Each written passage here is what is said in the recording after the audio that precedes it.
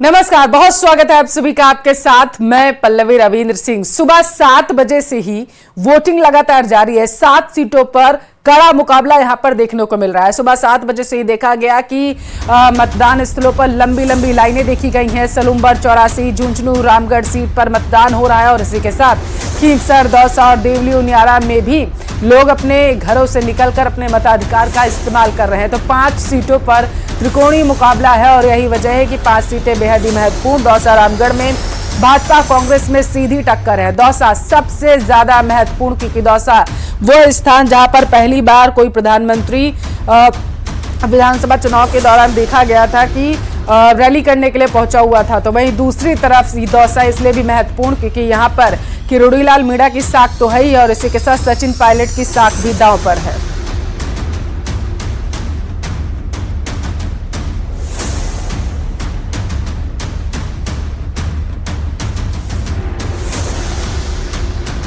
रामगढ़ का उपचुनाव का जो मतदान है वो शुरू हो चुका है। 7 बजे मतदान शुरू हो चुका है और लगातार जो लोग हैं यहाँ पर मतदान करने के लिए पहुंच रहे हैं। हम आपको दिखाना चाहेंगे कि ये जो भाला है, भाला विधानसभा जो रामगढ़ की विधानसभा क्षेत्र है, भाला यहाँ पर जो है वोट जो स्कूल के अंदर, सरकारी स्कूल के अंदर वोट डाले जा रहे हैं और यहाँ किस तरह से बाहर जो सुरक्षा के इंतजाम किए हुए हैं, जो पुलिस जाब्ता है वो लगातार यहाँ से जो लोगों को है वो चेक करके अंदर भेज रहा है एक एक करके और उसके बाद में लगातार यहाँ पर वोट डाले जा रहे हैं। वहीं हम आपको दिखाना चाहेंगे अंदर स्कूल के अंदर जो मतदान केंद्र है, मतदान केंद्र के अंदर एक जो लंबी लाइन है वहां पर लंबी लाइन लग चुकी है। वो लोग एक एक करके अपना आधार कार्ड चेक कराने के बाद में यहाँ पर मतदान कर रहे हैं। जो भाजपा के प्रत्याशी है वो सुपन सिंह है, वहीं कांग्रेस के जो प्रत्याशी है वो आरिफ जुबैर खान है। और यहाँ पर जो इस विधानसभा में जो कुल मतदाता है वो 2,74,445 है। वहीं सुरक्षा के काफी इंतजाम किए हुए हैं यहाँ पर पुलिस के निगरानी में और सीसीटीवी कैमरे जो है वो लगातार यहाँ लगाए गए हैं और उनसे यहाँ पर लगातार मॉनिटरिंग की जा रही है। और साथ में यहाँ पर जो सेक्टर ऑफिसर की जो गाड़ी है वो भी लगातार निगरानी बनाए हुए है और यहाँ पर लगातार जो वोट डालने की जो प्रक्रिया है वो शुरू हो चुकी है। नितिन शर्मा, न्यूज 18 अलवर।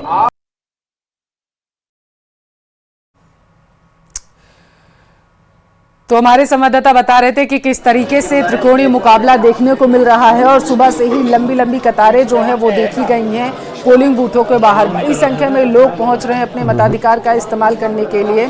तो 69 जो प्रत्याशी उनकी किस्मत दांव पर लगी हुई है और हम पल पल की अपडेट आप तक पहुंचा रहे हैं और बता रहे हैं कि किस तरीके से मौजूदा समीकरण क्या है वो भी हम आपको ग्राफिक्स के जरिए समझाने की कोशिश कर रहे हैं और दूसरी तरफ किस तरीके से पोलिंग बूथ पर लोग पहुंच रहे हैं और वहां का माहौल क्या देखने को मिल रहा है ये भी हम आपको बता रहे हैं। तो रामगढ़ में सुखवंत सिंह और आर्यन जुबैर खान के इस वक्त दांव जो है वो साख पर लगी हुई है। आर्यन जुबैर खान कांग्रेस से प्रत्याशी हैं और सुखवंत सिंह को बीजेपी ने चुनावी मैदान में उतारा है रामगढ़ में और रामगढ़ में मुकाबला बेहद ही टाइट यहां पर देखने को मिल रहा है। विधानसभा का मौजूदा गणित जो है वो भी हम आपको बता रहे हैं कि बीजेपी के पास 114 सीटें, कांग्रेस के पास 67 है और अन्य के पास 13 सीटें वहां पर है और यही वजह है कि ये उपचुनाव जो है बेहद ही महत्वपूर्ण बन जाते हैं क्योंकि इसका सीधा असर आने वाले जो दिन है उनमें देखने को मिलेगा।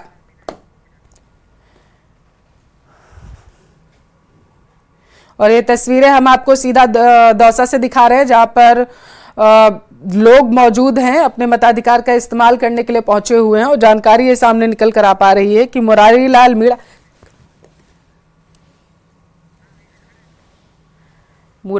मीणा वहां पर पहुंचे हुए हैं अपने वोट का इस्तेमाल करने के लिए।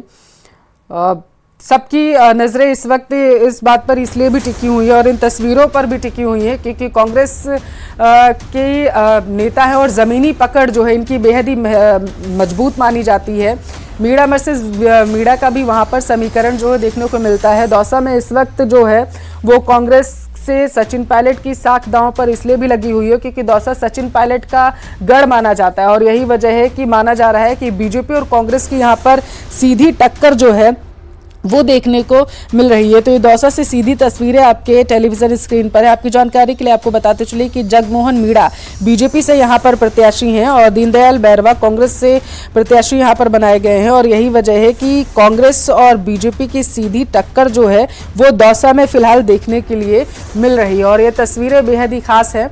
आपकी जानकारी के लिए आपको बताते चले कि सचिन पायलट खुद यहाँ पर पहुंचे हुए थे चुनाव प्रचार के दौरान लोगों से उन्होंने अपील भी की थी कि एक बार फिर से कांग्रेस पर भरोसा जो है वो जताया जाए। और यही वजह है कि जब मुरारी लाल मीणा भी पहुंचे हुए थे लोगों के बीच में वोट की अपील करने के लिए, तो वो तस्वीरें भी खूब वायरल हुई और बीजेपी और कांग्रेस के बीच में जुबानी जंग भी दौसा को लेकर के देखने को मिली है। दौसा बेहद ही महत्वपूर्ण और हॉट सीट इस वक्त बनी हुई है, क्योंकि दौसा में जहां एक तरफ सचिन पायलट के पायलट परिवार का दौसा सीट गढ़ मानी जाती है, तो वहीं दूसरी तरफ मुरारी लाल मीणा धरातल पर उतरकर अपने भाई के लिए लगातार चुनाव प्रचार करते हुए नजर आए थे। और यही वजह है कि बीजेपी और कांग्रेस के बीच में दौसा में फिलहाल के लिए सीधी टक्कर देखी जा रही है। त्रिकोणीय मुकाबला कई सीटों पर यहां पर देखने को मिल रहा है और यही वजह है कि सबकी नजरें झुंझुनू से लेकर के खींवसर, चौरासी, सलुम्बर और देवली उनियारा सीट पर भी बनी हुई हैं। और इसी के साथ दौसा, रामगढ़ में भी जो है लोग अपने मताधिकार का इस्तेमाल करने के लिए पहुंचे हुए हैं। चुनाव में वोट फीसदी कितना हुआ है वो लगातार 2023 के समीकरण हम आपको बता रहे हैं कि 84 में 81.76% मतदान हुआ था। ज्यादा जानकारी लेंगे, संवाददाता हमारे साथ आशीष जुड़े हुए हैं दौसा से और ये तस्वीरें भी सीधे दौसा से हम आप तक पहुंच रहे हैं। आशीष, आप इस वक्त वहां पर मौजूद हैं, लगातार लोग वहां पर पहुंच रहे हैं अपने मताधिकार का इस्तेमाल। जरा बात करिएगा, कांग्रेस के नेता वहां पर मौजूद है, कैसा महसूस कर रहे हैं अपने वोट कास्ट करने के बाद?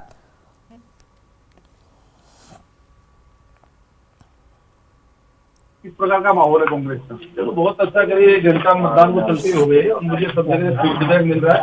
इस तरह से हमारे कार्यकर्ताओं ने मेहनत करके जोश था, एकदम रुझान कांग्रेस के प्रति उभर के आ रहा है। निश्चित सुबह सुबह पता लग जाता है कि जनता का ध्यान किधर जा रहा है, जनता वोट किधर डाल रही है। निश्चित कांग्रेस जीतेगी यहाँ से। सर, सामने बीजेपी मुख्यमंत्री भी कई दौरे हुए यहाँ पर लगातार और किरोड़ी लाल मीणा के भाई मैदान पे है, किस प्रकार का मुकाबला है? देखो, हम 36 कौम के लोगों को साथ में लेकर के चलते हैं ना। हमने हमारी सरकार जब 5 साल थी, जनहित के हमने बहुत जबरदस्त कार्य किए थे, विकास के कार्य किए थे, जन कल्याणकारी योजना हमने लागू की थी और 11 माह के अंदर इनकी सरकार से आम जनता दुखी थी। और हमारा जो प्रत्याशी था, जो एक डेलीगेटेड कांग्रेस का प्रत्याशी था, लोकल था और जिसको प्रत्येक व्यक्ति को संपर्क में था, मैं समझता हूं कि पूरी जनता का झुकाव हमारे प्रत्याशी तरफ, कांग्रेस की तरफ है। चुनाव में 32,000 वोट से जीते थे, अब क्या प्लान है? क्या आपके पूरा राजनीतिक विश्लेषण क्या कहता है? देखो, आपको पता है कि मैं करीब यहाँ से 15-20 साल से पॉलिटिक्स कर रहा हूँ और मेरे को एक एक बूथ का और एक एक ग्राम पंचायत का और ऊपर तक सबका पता है। मुझे पूरा विश्वास है और मेरे वोटों से प्लस होगा।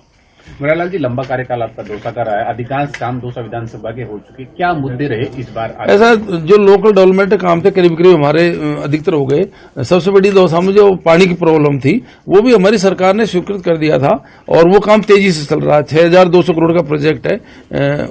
यही इसीलिए हमको जनता वोट डाल रही है। हमारा बहुत तेजी से, आपको देखा होगा कि हजारों की संख्या में पाइपें पड़े हैं, लाइनें डल रही हैं, पंप हाउस बन रहे हैं, टंकियां बन रही हैं, शहर में काम चल रहा है। लेकिन इन्होंने क्या स्लो कर दिया, ये टाइम पे ठेकेदारों को पेमेंट कर नहीं रहे।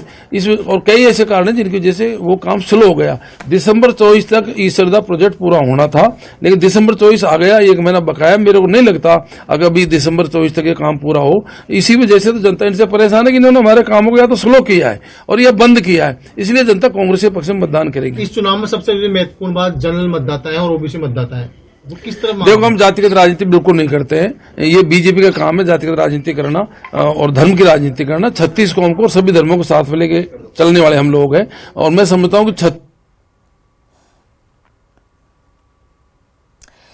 मुरारी लाल मीणा कांग्रेस से सांसद, उन्हें आप सुन रहे थे, उन्होंने कहा कि जातिगत राजनीति जो है वो बीजेपी करती है, 36 कौम को साथ लेके हम चलते हैं। और दूसरी तरफ उन्होंने बीजेपी पर कटाक्ष भी किए। उन्होंने कहा कि श्रद्धा का काम पूरा हो जाना चाहिए था, लेकिन वो अभी तक पूरा नहीं हुआ। फिलहाल आपको बताते चले, अपना वोट कास्ट करने के लिए वहां पर पहुंचे हुए थे, अपने मताधिकार का इस्तेमाल करने के बाद वो मीडिया से मुखातिब होते हुए नजर आए। सलुम्बर से हमारे संवाददाता कपिल हमारे साथ जुड़े हुए हैं। कपिल, आप वहां पर मौजूद हैं, कौन से बूथ के बाहर आप मौजूद हैं ये बताइएगा। इसके साथ ये बताइएगा कि 8 बज चुका है और 7 बजे से वोटिंग शुरू हुई थी, तो अभी तक कितने लोग वहां पर पहुंचे हुए हैं? भीड़ कैसी आपको दिखाई दे रही है?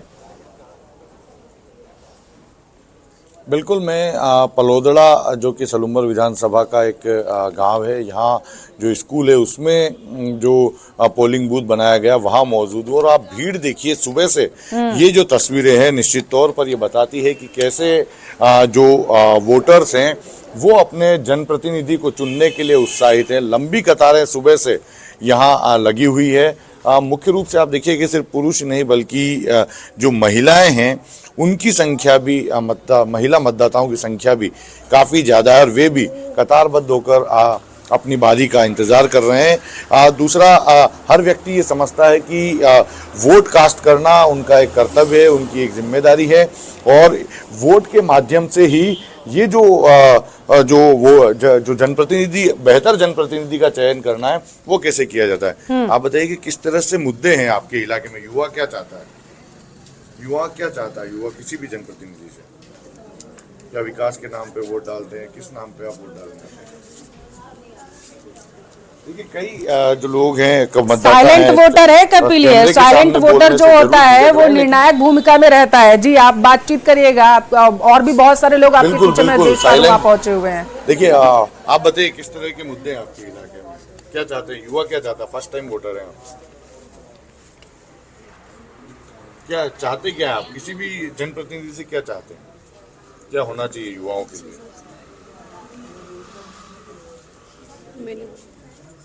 आप बताइए।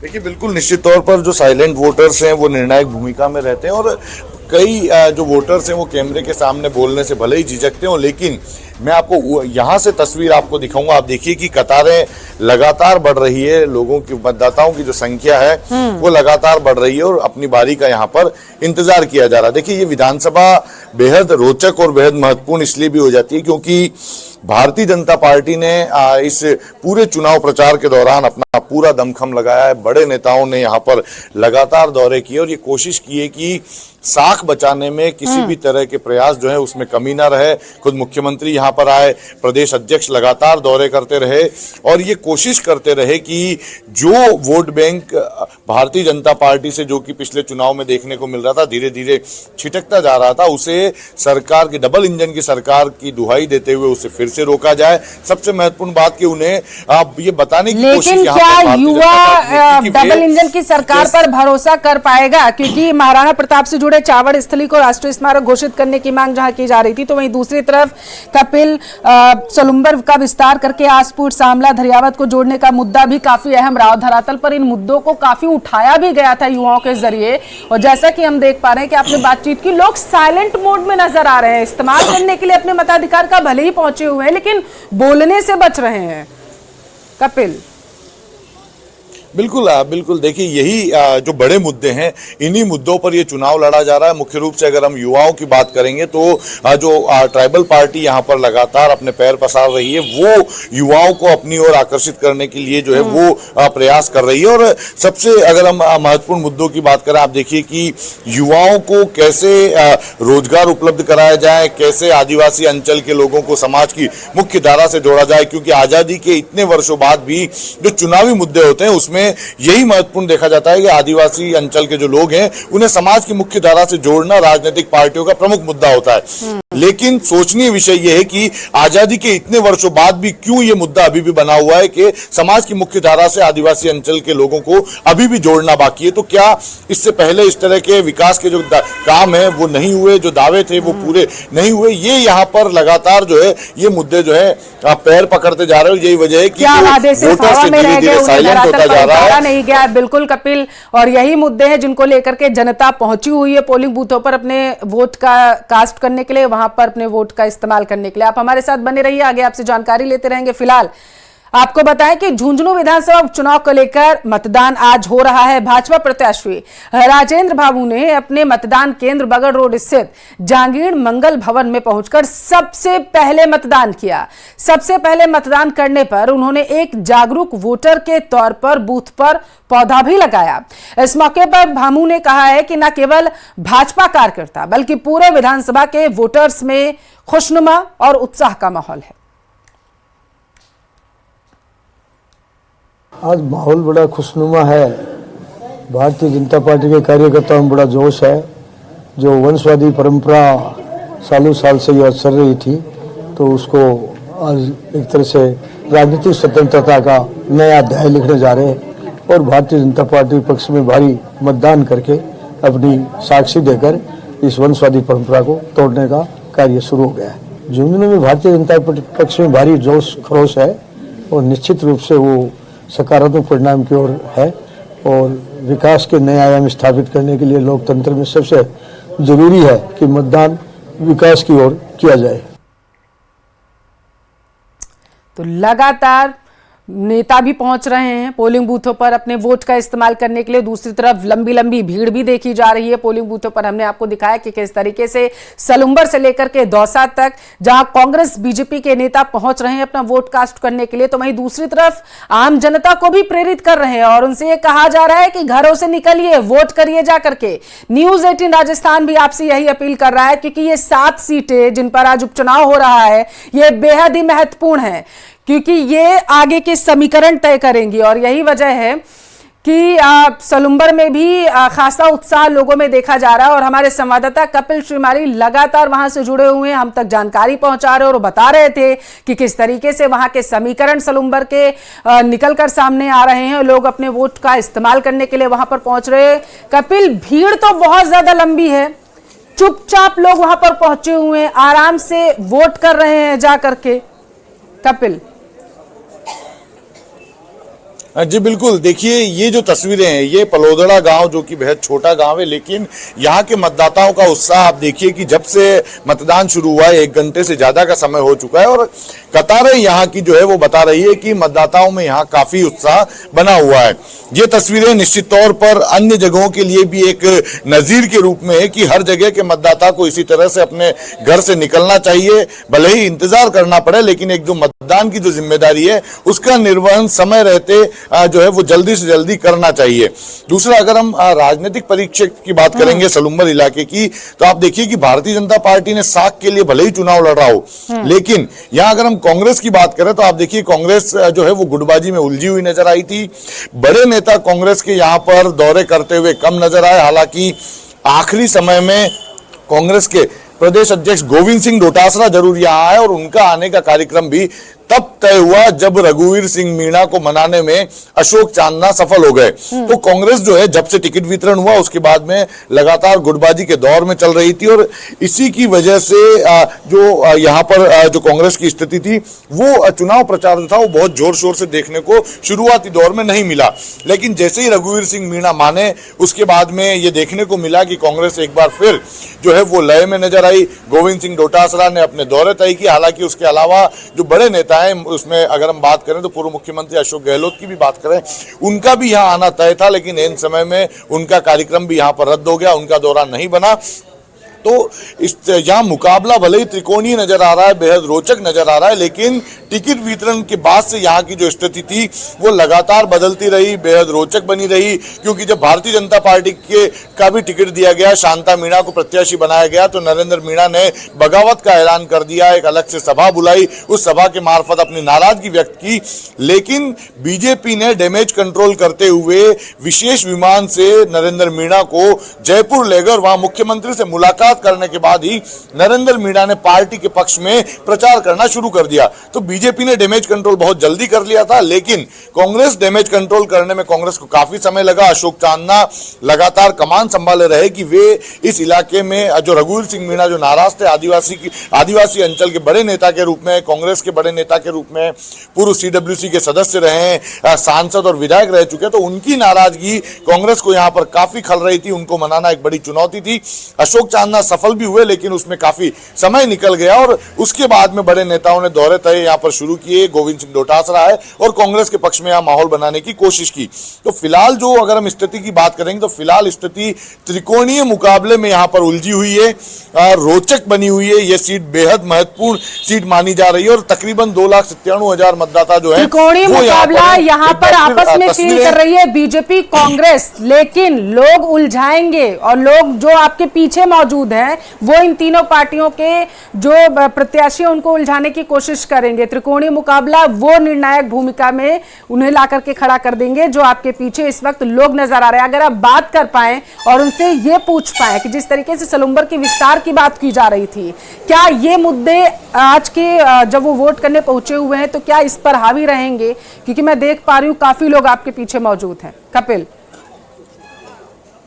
बिल्कुल, देखिए वोटर से बात करने की भी कोशिश करेंगे क्योंकि आदिवासी अंचल, ग्रामीण अंचल है, वोटर साइलेंट काफी है। कि आप ये बताइए बाबू जी, कहाँ के रहने वाले हो? कहाँ के रहने वाले हो? बड़ौदा के। कई कई समस्या है अपन के पता काम वेग नहीं वे गाँव में भेज ही जाओ काम वे। हाँ आप बताओ बाबू जी। कई काम बताओ, पेंशन तो बंद हुई है और कही है। देखिए, हर व्यक्ति की अपनी अपनी समस्याएं हैं जो वो सरकार चाहते हैं। आपसे बात करेंगे किस तरह के मुद्दे हैं इस इलाके में? मुद्दा सर विकास का है, विकास के मुद्दे पे वोट डालेंगे हम। अच्छा, क्या इस विधानसभा में पिछले कुछ समय से काम हुए हैं? काम तो हुए सर, काम तो हुए हैं, सरकार ने काम किए हैं और अच्छा भी है, हमें भी अच्छा लगा। लेकिन अभी अमरलाल जी हमारे साथ में नहीं रहे, इसलिए वापस वोट हो रहे, हम देंगे उन्हीं को। अच्छा, अब युवा है, रोजगार वगैरह के लिए काम हुए हैं? हुए। अच्छा, किस तरह के काम हुए? पंचायतों में काम करवाते हैं और वगैरह चालू है। किन मुद्दों को ध्यान में रख के वोट देते हैं? क्या मुद्दे क्या है आपके इलाके में? हमारे मुद्दे तो विकास के लिए हो रहे हैं। आप बताइए कि किन मुद्दों पे वोट दे रहे हैं? हाँ जी, क्या मुद्दे हैं वोट देने के आपके? वोट तो सर काम हो रहा है और रोजगार भी चल रहा है, सब व्यवस्थित काम है। अच्छा, लंबी कतार है, काफी देर से नंबर आएगा, लेकिन जिम्मेदारी वो देना पड़ेगा वोट। बिल्कुल। देखिए, विकास जो है बड़ा मुद्दा है। देखिए, कौन से स्कूल में पढ़ते हो? राजकीय। अच्छा, क्या ड्यूटी कर रहे हो यहाँ पे? स्काउट। हाँ, वोटर लाइन वगैरह सही करने का। देखिए, यहाँ स्काउट एंड गाइड के जो कैडेट्स हैं उनकी भी ड्यूटी लगाई गई है। वो भी यहाँ पर पुलिस टीम के साथ में ये जिम्मेदारी निभा रहे हैं कि जो वोटर्स यहाँ पर आए वो कतारबद्ध होकर शांतिपूर्वक तरीके से अपने मतदान का प्रयोग कर सके। खूबसूरत तस्वीर में आपको दिखाऊंगा। आप देखिए कि एक बुजुर्ग महिला जिन्हें हाथ पकड़कर लाया जा रहा है, वो महिला जो है वो अपना वोट कास्ट करने के लिए यहाँ पर आई है। अब ये जो तस्वीरें हैं ये बताती है कि लोकतंत्र के इस महापर्व में जो मतदाता है अपनी आहुति डालने के लिए कितने उत्साहित हैं, चाहे वो बीमार हो, चाहे वो बुजुर्ग हो, चाहे स्थिति मतदान केंद्र पर आने की ना हो, लेकिन अपने सहयोगियों के साथ में मतदान केंद्र तक जो वोटर्स है वो पहुंच रहे हैं। और ये बुजुर्ग महिला की जो तस्वीर बताती है कि सलूम्बर विधानसभा उपचुनाव में मतदाता जो है वो बेहद उत्साहित है। वो यही वो वोटर्स हैं जो लोगों में उत्साह भरने का काम करते हैं। कपिल, आप नजर बनाए रखिएगा, आगे आपसे जानकारी हम लगातार लेते रहेंगे।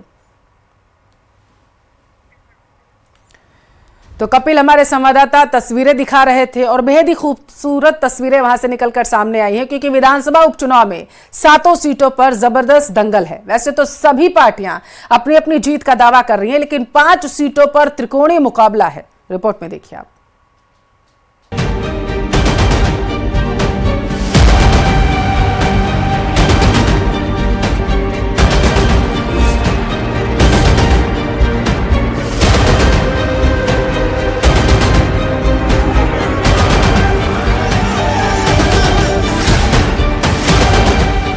मतदान की तैयारियां पूरी हो चुकी हैं। 13 नवंबर को वोट डाले जाएंगे और 23 नवंबर को नतीजे घोषित होंगे।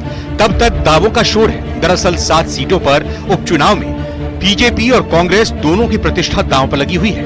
एक तरफ जहां कांग्रेस 6 सीटों पर अपना कब्जा बरकरार रखना चाहती है, वहीं बीजेपी लोकसभा चुनाव में प्रदेश की 11 सीटों पर हुई हार की भरपाई की कोशिश में है। बीजेपी प्रदेश अध्यक्ष मदन राठौड़ के लिए भी उपचुनाव किसी अग्नि परीक्षा से कम नहीं है, क्योंकि कुछ महीने पहले ही उन्हें प्रदेश बीजेपी की कमान सौंपी गई है। यही वजह है कि मुख्यमंत्री भजनलाल शर्मा समेत पार्टी के तमाम दिग्गज लगातार चुनाव प्रचार में जुटे रहे। गौरतलब है कि 7 सीटों में बीजेपी के पास सिर्फ 1 सीट सलूम्बर थी, लेकिन उपचुनाव में बीजेपी 5 सीटों सलूम्बर, दौसा, देवली, उनियारा, झुंझुनू, और रामगढ़ में मजबूत स्थिति में नजर आ रही है। बीजेपी का मानना है कि उसके प्रत्याशी 5 सीटों पर मजबूत स्थिति में हैं। देखिए, हमारे पास सलूम्बर की सीट थी और 6 सीटों पर रीजनल पार्टी और कांग्रेस के लोग थे। तो यूं देखा जाए तो आंकड़ों के हिसाब से गिनती करेंगे तो मैं ज्योतिष तो नहीं हूं, मैं संख्या भी नहीं बता सकता, लेकिन इतना प्रामाणिक रूप से कह सकता हूं कि 7 में से अधिकांश सीटें बीजेपी जीतेगी। 2 सीटों पर त्रिकोणीय संघर्ष माना जा रहा है। इन सीटों पर स्थानीय पार्टियां बीजेपी और कांग्रेस को टक्कर देती नजर आ रही हैं। और